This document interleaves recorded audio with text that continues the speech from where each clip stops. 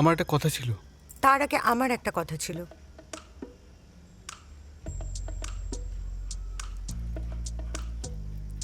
আজকে বাড়িতে প্রমোটার এসেছিল। হ্যাঁ, সঙ্গে রতনই ছিল। আমি গালাগাল দিয়ে তাড়িয়ে দিয়েছি। না, বাপ মা তুলিনি। আপনার যে কি এই বাড়ি আটকে রাখা না আমি বুঝি না।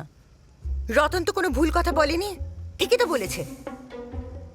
কবে দেখবে কর্পোরেশন থেকে এসে এ বাড়িতে তালা চাবি দিয়ে চলে যাবে, তখন কিন্তু হাত কামড়ালেও কিছু হবে না। হাত কামড়ে কী হবে? হাতে যে মালটা আছে সেইটা কামড়াবো।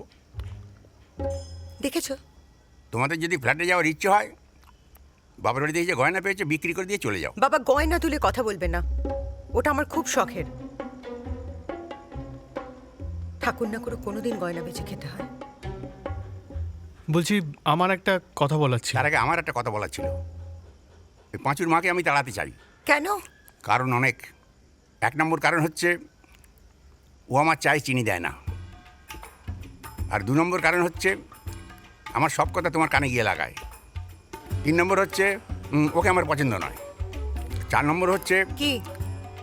চার নম্বর মোট কথা ওকে আমি তাড়াতে চাই, ব্যাস।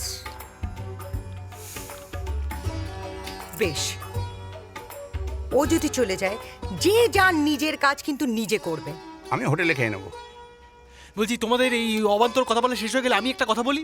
বলো।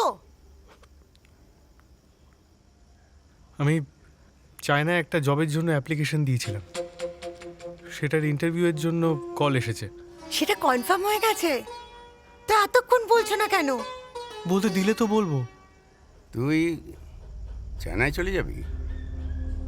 হ্যাঁ, মানে এখন তো সবে ইন্টারভিউয়ের কলটা এসেছে, তারপর সেটা ক্লিয়ার করলে তারপর না হয় চাকরি কয়েকদিনের মধ্যেই যেতে হবে। কদিনের মধ্যে যেতে হবে বলনি তো?